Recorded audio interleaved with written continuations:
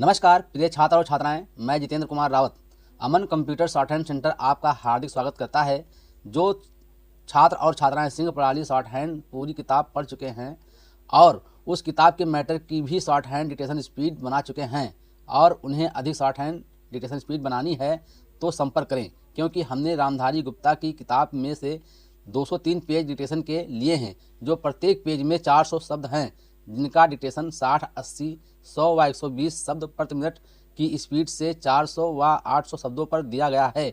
जो छात्र व छात्राएं विधिवत रूप से इन मैटरों का होमवर्क करके व्हाट्सएप पर चेक करा के अपनी शॉर्ट हैंड डिक्टेशन स्पीड बढ़ाना चाहते हैं या आउटलाइन प्राप्त करना चाहते हैं या शॉर्ट हैंड पढ़ना चाहते हैं तो संपर्क करें। मोबाइल नंबर 91 98 94 39 41, दूसरा है 700 790 52 75। अतः संपूर्ण पढ़ाई व्हाट्सएप पर वीडियो के माध्यम से कराया जाएगा। धन्यवाद। महोदय, यह मानना कि उनको रोका नहीं जा सकता गलत है। इस महंगाई को रोकने के लिए कुछ विशेष कदम उठाने होंगे, कुछ विशेष काम करने होंगे। एक विशेष चीज़ जो इस बजट में आई है और जो घबराहट पैदा करने वाली है, यह है कि देश की पैदावार तो बढ़ रही है, देश का विकास तो हो रहा है, लेकिन इसके साथ ही साथ देश में बेकारी बढ़ रही है और ख़ास तौर पर पढ़े लिखे लोगों की बेकारी बढ़ रही है। लोगों का बेकार होना खतरनाक चीज़ है।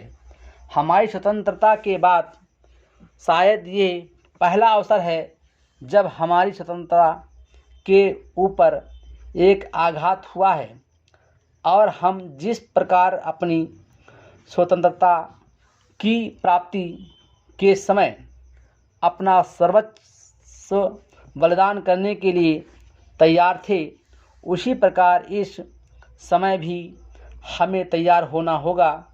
माननीय प्रधानमंत्री जी के मत में मैं सर्वथा सहमत हूँ कि यह एक ऐसा अवसर है जिस अवसर पर कि इस देश की प्रतिनिधि संस्था जो यह लोकसभा है, उसे इस संबंध में अपनी स्पष्ट राय देनी है और उस राय को देने के बाद हमें उस राय के अनुसार सरकार जो भी कार्रवाई करे उसमें सरकार को पूरा सहयोग भी देना है।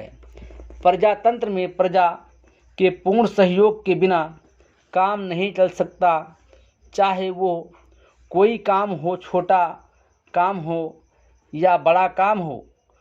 फिर ये तो हमारी स्वतंत्रता की रक्षा का प्रश्न है और ऐसे अवसर पर प्रजातंत्रवादी राष्ट्र को, उसकी सारी प्रजा को सरकार के साथ सहयोग के लिए तैयार रहना चाहिए।